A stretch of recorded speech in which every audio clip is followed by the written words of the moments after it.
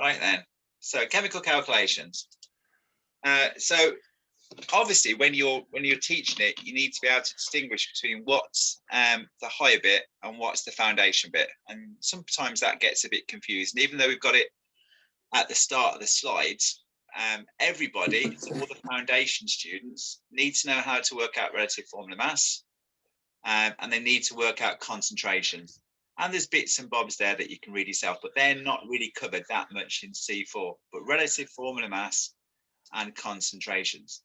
The higher students, that's the moles, and that's basically using balanced equations to work out various bits and bobs.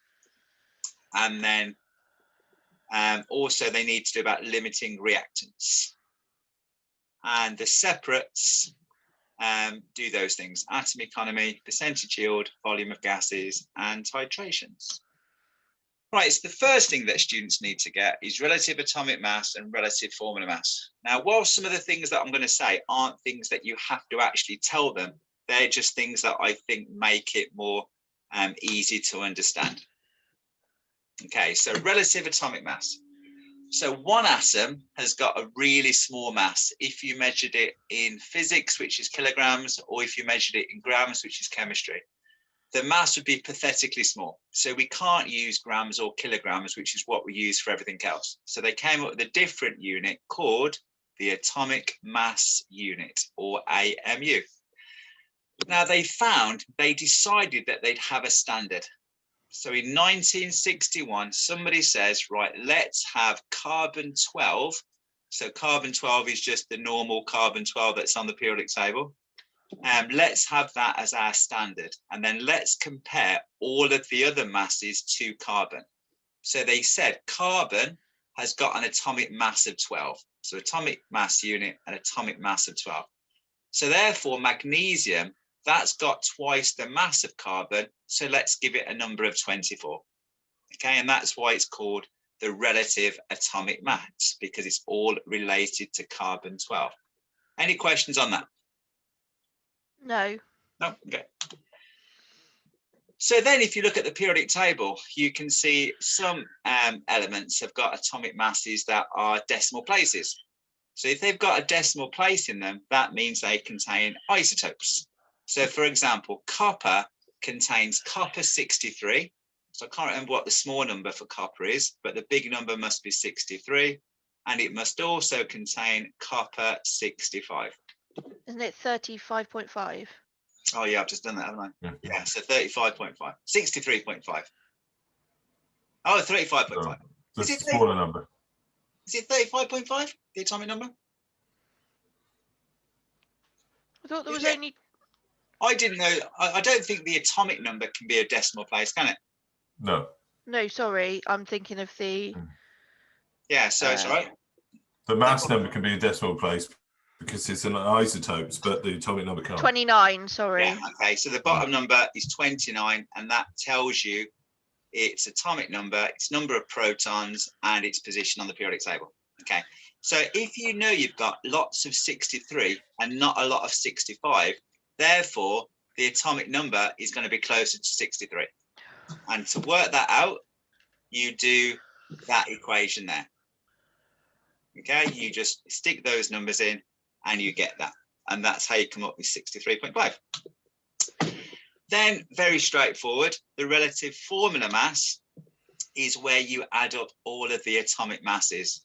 So students never know that Al2 means you've got 2 Als. So I always put a circle around the various bits. And then SO4, they've got 3. And I think, hopefully, you know that you add those up and you get a number. Okay, so that's the relative formula. Rich, now, yeah. Sorry, if you go back 2 slides. One more. There you go. See, I always tell them to times the number by the outside of the bracket. How do you do it? I draw that underneath. I say we've got 2 Als and then SO4. There's the SO4, and I just have to say we've got 3, but I just draw them all underneath. Okay, thanks. Yeah, I'm not quite sure how else I'd do that. Okay. Yep. And then I might give them another example. So, okay, so what's CaOH2? And again, they'd draw that underneath just to make sure that they could do that. Right, so then number of particles. Okay, so we do in chemistry masses and volumes, and we're very good at that. Masses for balances and scales, and volumes, burettes, conical flasks, beakers. But particles are what actually reacts. So the particles can be atoms, they can be ions, or they can be molecules. So if they give you a question asking you to work out the number of atoms or the number of ions or the number of molecules, then that's your cue to use Avogadro's number. Okay? Now, chemicals, like I've just said, are usually measured in mass or volume. That's what we're used to. But because reactions take place on an atomic scale, chemists need a method for converting a measured mass or volume into the actual number of particles. Okay, so it's changing mass and volume into particles. And then what they did, so we know that carbon-12 is the standard by which everything else is compared.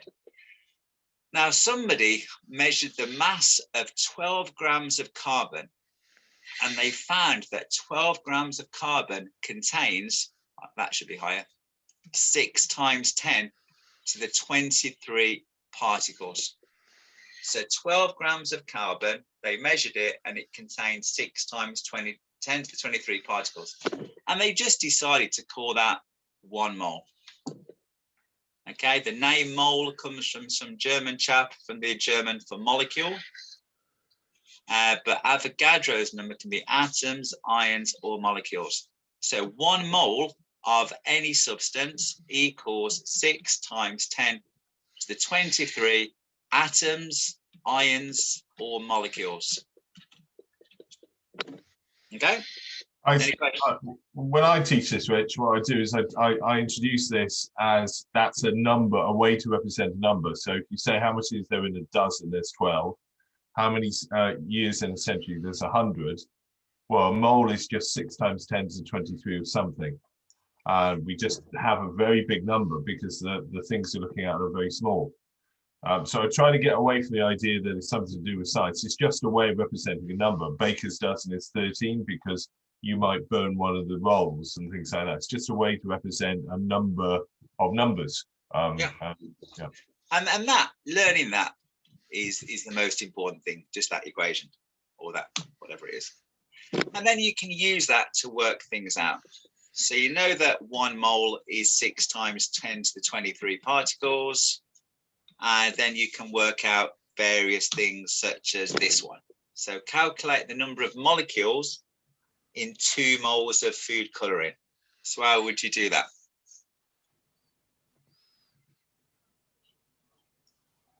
Use your triangle from the previous slide. Yeah. Because you know the number of moles and you know Avogadro's constant. Yeah, so there's Avogadro's constant. I got 2 moles. Without looking at that last slide, how would you work it out, do you think? 2 times 6.02 times 10 to the 23. Good. Good. So we know that 1 mole of anything is always 6 times 10 to the 23. So therefore 2 moles must be 2 lots of that. What about that one?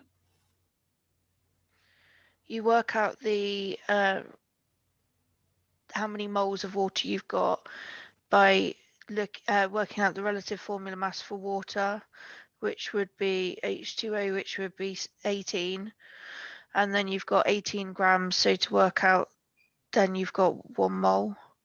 Okay, and so therefore you've got, so just for those that don't know, 12 grams of carbon is equal to 1 mole.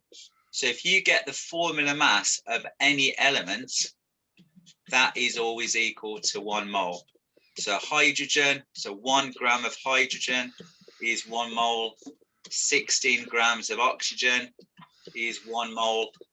So there, water, you've got 2 H's and you've got 1 oxygen. So 1 plus 1, so the formula mass is 18. So if you put a G next to that, that equals 1 mole. So we've got here 1 mole of H2O.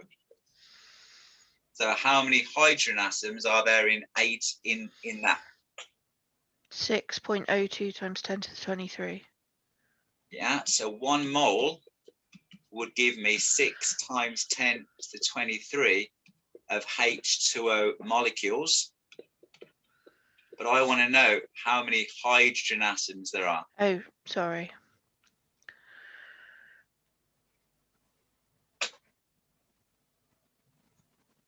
So if I just forget the 6 times 23, just call it 6, I've got 6 water molecules. 1, 2, 3, 4, 5, 6. So how many hydrogen atoms are in there? What do I have to do to the number of 6 to get the number of hydrogen atoms?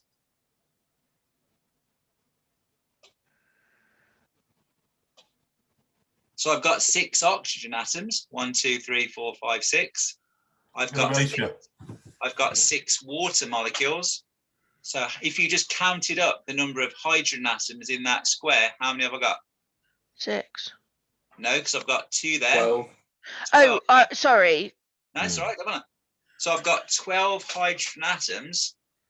So I've got 6 times 10 to the 23 water molecules. I've got 6 times 10 to the 23 oxygen atoms.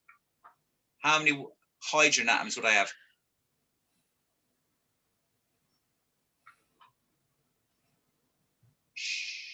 Let me say it again, right? So I've got, I'm trying to make that number easy. So I'm just calling that 6 instead for a minute. So I've got 6 water molecules. If you count them, I've got 6 oxygen atoms. And you've told me that I've got 12 hydrogen atoms. So what do I have to do to Avogadro's number to get the number of hydrogen atoms? Times it by 2. Times it by 2, yeah. So I've got 6 times 10 to the 23 water molecules, but I've got twice that number of hydrogen atoms by just counting them up. Rich, the bit you did at the start, how is the weight you've got for each? You said the 80 grams of water equals 1 mole. How does that? You lost me a bit with that. Yeah, okay. Let me try and do that now. So Go on, Becky. I always do it where I say that the number of moles is the mass divided by the molar mass. Yeah. So the relative formula mass for water is 18, and you've got 18 grams. So 18 divided by 18 would give you 1 mole. Oh, I see. Do you see we get the 18 from, Aidan? Yeah, yeah. So the relative formula mass in grams equals 1 mole. Or if you haven't got a formula, the relative atomic mass in grams equals 1 mole. And 1 mole is always 6 times 10 to the 23. So if I've got carbon is that on the periodic table. So 12 grams of carbon equals 1 mole. Oh, okay, yeah. If I look at magnesium, 12 magnesium, then 24 grams of magnesium equals 1 mole. And that's quite weird because, hang on, let me just write it out. 6 times 10. So we're saying that 12 grams of carbon contains Avogadro's number of particles, and 24 grams of magnesium also contains Avogadro's number of particles. So how can twice the mass contain the same number of particles? Because the particles are bigger. Yeah, the particles are bigger. The particles are heavier. So I try and think of that in terms of pigs, right? So 12 grams of carbon is 1 mole, and 24 grams of magnesium is 1 mole. So you've got the same number of particles in magnesium as you have done in carbon. The only difference is the atoms in magnesium just have a bigger mass. They're bigger. So 24 grams of magnesium, and that, remember, is that, and 12 grams of carbon, and that, remember, is that. That contains 1 mole, which is 6 times 10 to the 23 atoms. Rich, can I intervene a second? Yeah, go on. Yeah, I was just going to say, the way I tend to do it, and I might have to show you, I'll just move this down here. So sometimes use the Molly mods, right? And I just talk about atoms here, and I talk about hydrogen, and I talk about oxygen, right? And then if you can see the hydrogen, it's smaller. So I say hydrogen is lighter because what happens if you have a hydrogen balloon, it floats over the oxygen, and I just show that they're different sizes. So this is going to weigh more, even though you've got 3 of each, right? And that gives the idea that each atom doesn't weigh the same amount. That atoms actually get heavier as you go along the periodic table. Hydrogen is your lightest element, then helium, and so on and so on and so on. So if you've got the same amount of each one, you're going to find it's more heavier than the other one. Okay. And then that gives you that equation. So the moles is the mass divided by either the atomic mass or the relative formula mass, whatever you're using. So to understand that, you know that 1 mole of carbon is 12 grams. Okay, so if I did the mass of carbon, which is 12 grams, and I divide that by its atomic mass, which is 12, you get 1 mole. If I look at magnesium, and I have 24 grams of magnesium, and I divide that by the relative atomic mass of magnesium, I get 1 mole. Okay, so that's where that formula comes from. And then we won't do that, but that's just using the equation. And then using balanced equations to calculate reacting masses. So what information can we get from the following chemical equation? So you've got one atom of magnesium, you've got 2 molecules of hydrogen chloride, you've got 1 molecule of magnesium chloride, and you've got 1 molecule of hydrogen.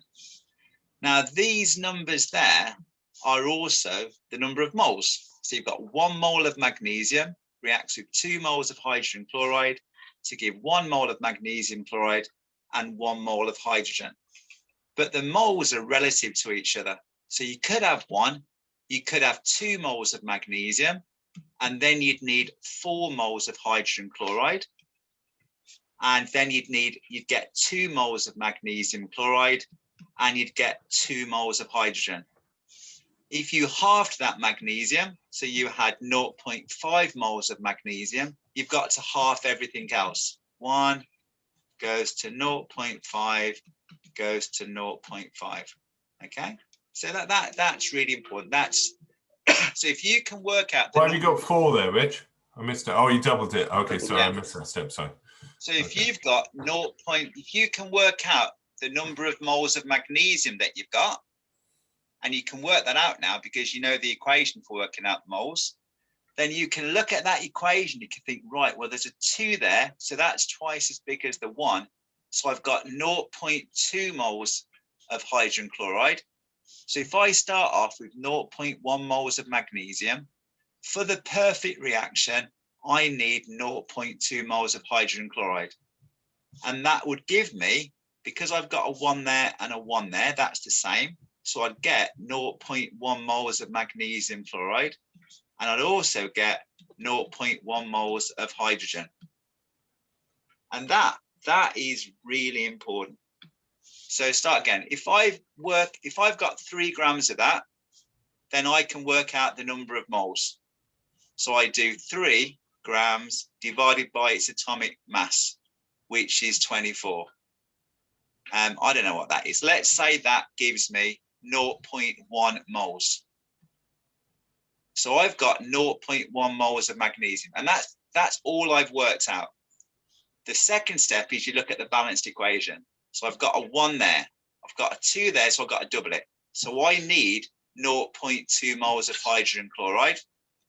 And if all of those particles react and they collide with enough energy, I'm going to get another 1 there, so that's the same as that. I'm going to get 0.1 moles of that. And I'm going to get, that's got a 1 as well, I'm going to get 0.1 moles of that. And once you've worked out the number of moles of one of these, then you can work out what mass you're going to get by, again, using moles equals mass divided by relative formula mass. Because you know the moles, 0.1 moles. I don't know what mass I'm going to get.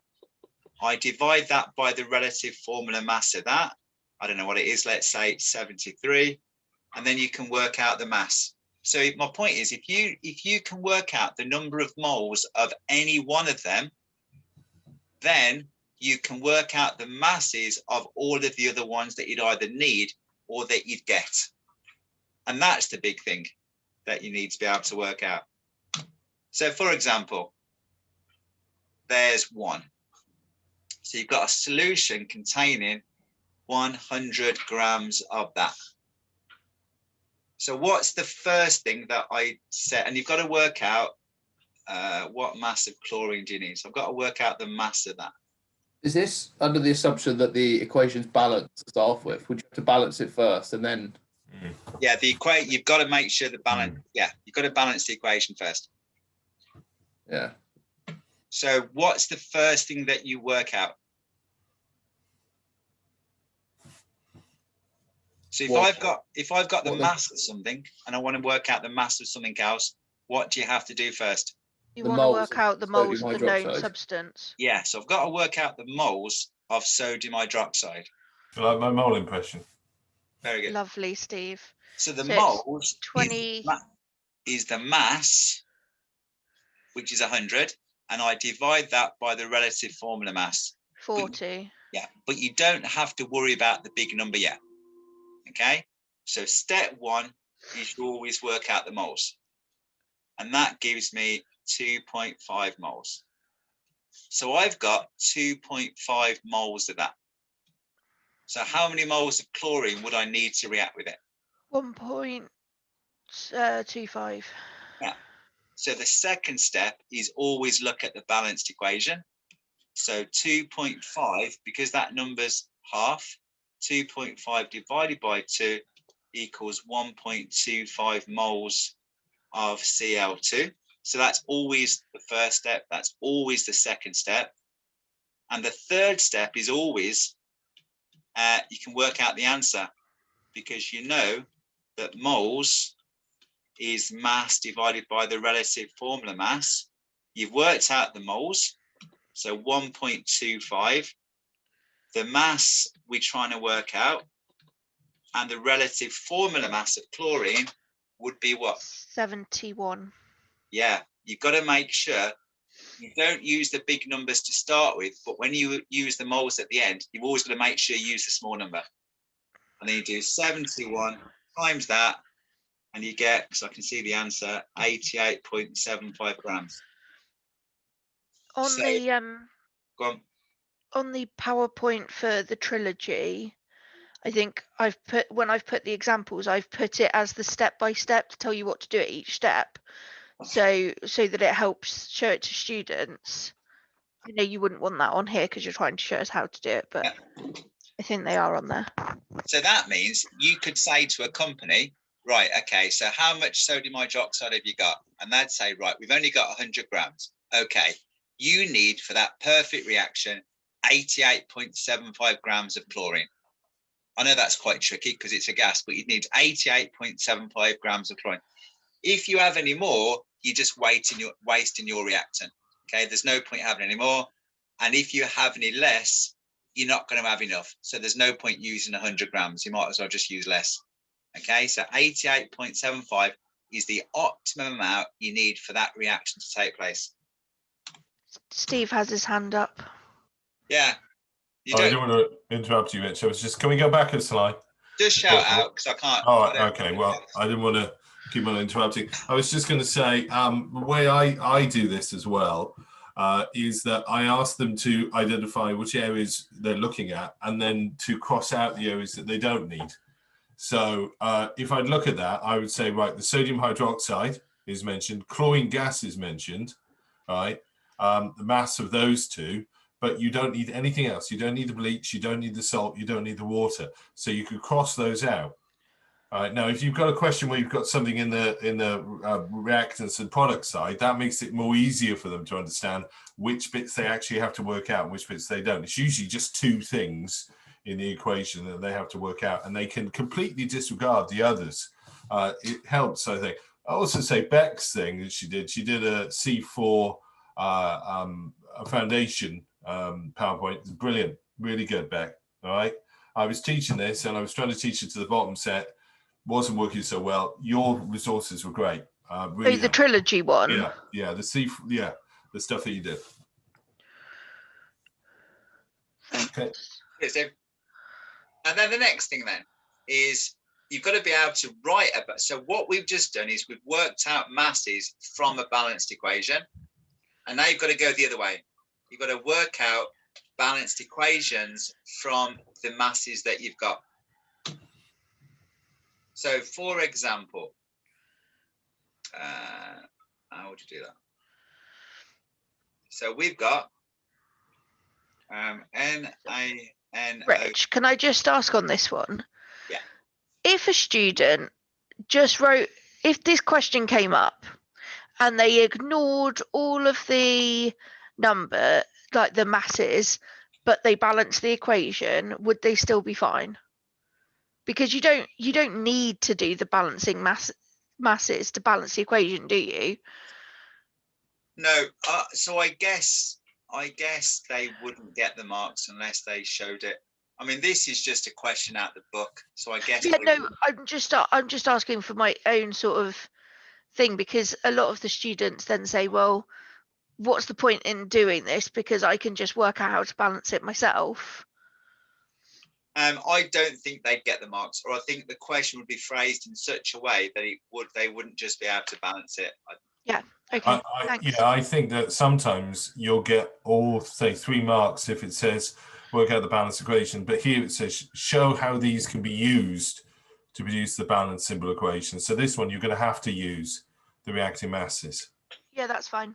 So we're going to try and balance it by using the masses that they've given us. So we've got 8.5 grams of that. And I always, when I work these out, I always have to write them out like that. I think it's because I'm quite a visual person. I can't do it unless I see it written like that. And then I always know that I've got to work out the number of moles first. In fact, we've got to work that one out as well, haven't we? So what would be the mass of that one?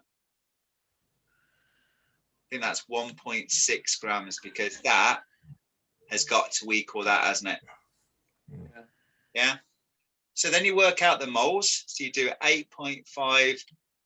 Well, you work out the number of moles and you get 0.1 moles of that. So 8.5 divided by the formula mass. You work out the formula mass of that and you do 6.9 divided by it. And you get, if I look at the answers, 0.1 moles of that. And then you get 0.05 moles of that.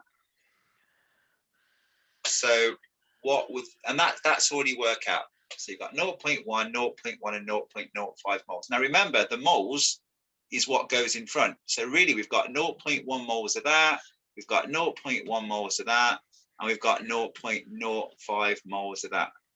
But there always has to be a whole number, apart from when you do about combustion reactions in the crude oil unit. And then you don't have to have oxygen as a whole number, but every other time it has to be a whole number. So how do you get them to the smallest whole number? What do you do? You have to times it up then until you. Yeah, and I'm not quite sure. You times the lowest one to get that to a whole number, and then obviously you do that to both of them to be times 20. Is it? Yeah, times 20. So if you times them by 20, you get a 2 there, you get a 2 there, and you just get the 1 there. Yeah. Other way to do it, divided by the smallest amount of moles. So if you divide everything by 0.05 moles. Yeah, that's true. That's the best way, isn't it? Yeah, so 0.1 divided by 0.05 is 2. Yeah, that's the best. Yeah. Okay, so that means you can go from masses to a balanced equation and balanced equation back to masses. The next thing, and I'll do it for another sort of 15 minutes. Limiting reagents. So that is which of your reagents limits the reaction. So the reactant that gets used up first is called the limiting reagent. Okay, so here you've got, if I just write that out, I've got magnesium plus hydrochloric acid goes to magnesium chloride plus hydrogen. And again, I always have to do this. I just have to write it out for my own sanity. 4.8 grams of that, and I've got 7.3 grams of that. I want to know which one of those I haven't got enough of. Now, I know that 1 mole of that has to have 2 moles of that. If I haven't got 2 moles of hydrochloric acid, then I haven't got enough hydrochloric acid to react. So that would be the limiting reagent. Okay, so so I know that 1 mole needs 2 mole. If I work out that I've only got 1.9 moles of hydrochloric acid, then I haven't got enough. Okay, so that's called the limiting reagent. So the first thing you do is you work out, I think like always, you work out the number of moles. So you do 4.8 divided by 24, and we can do that now, can't we? So that gives you 0.2 moles of magnesium, and you do 7.3 divided by 36.5, because remember, we never include the big numbers to start with, and that gives us 0.2 moles. Okay, so that's the calculation. Now we know we need, from the equation, 1 mole of that, and we need 2 moles of that. So which one would be the limiting factor, limiting reagent? The HCl, because we haven't got enough of it. Yeah, we haven't got enough of that. Okay, because we need twice the number of that to have enough. So we need 0.4 moles, but we've only got 0.2. So HCl is the limiting reagent. Okay, and then concentration. So you've got to know, really, haven't you, that concentration can be measured in either grams per dm cubed or moles per dm cubed. I think that's all that gives you. So foundation is only the top one. Yeah. They don't have to know the moles per decimeter cubed for foundation.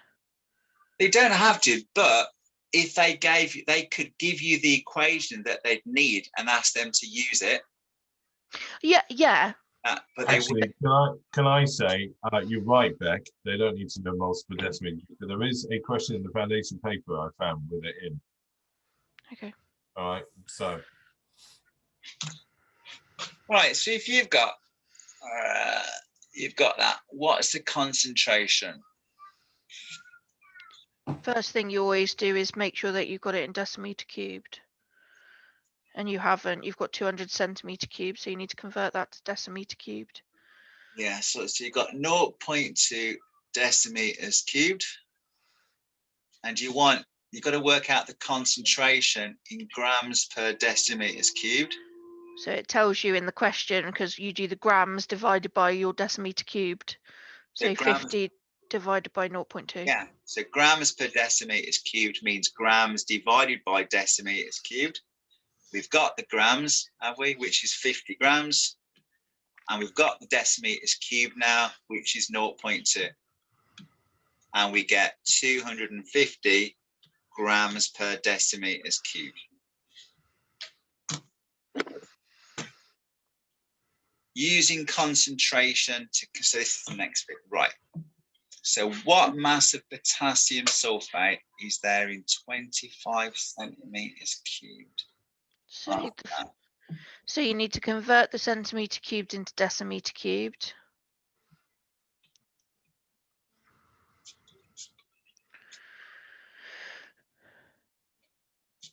And then you can work out the number of moles.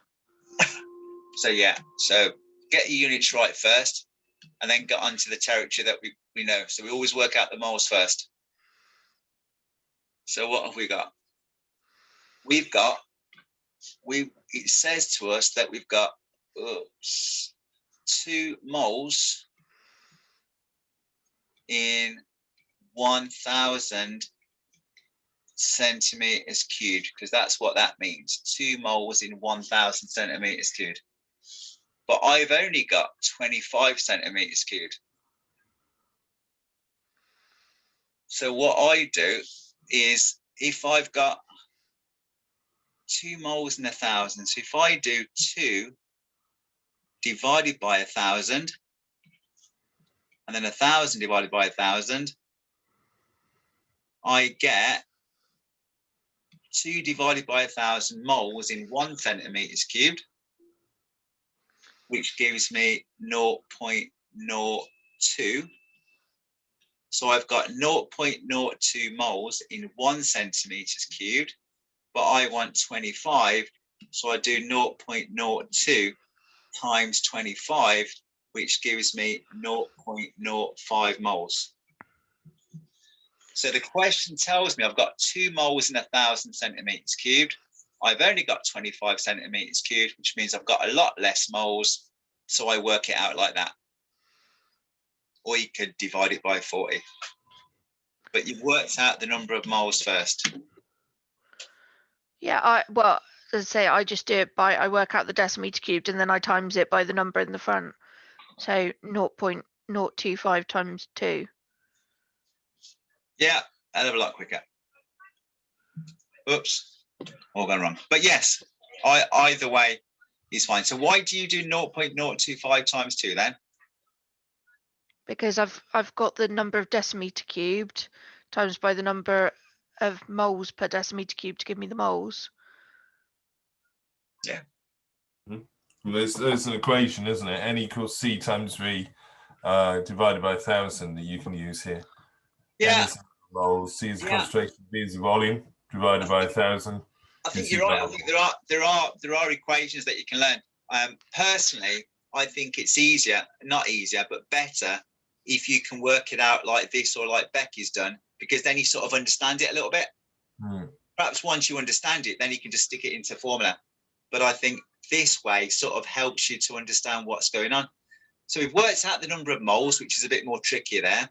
And then we've got to work out the mass. So mass is always moles equals mass divided by relative formula mass. We've got we know that 0.05 equals the mass, which is what we're trying to work out. And then the relative formula mass of that from my sheet is that. And if you multiply them together, you get a mass of 8 point something grams. Okay. Right. That's that. I don't think we need to do that. And then we get onto the separate only stuff. So I thought I'll just stop there. And then I'll do another session on the separate only stuff, should people wish to attend that at another time.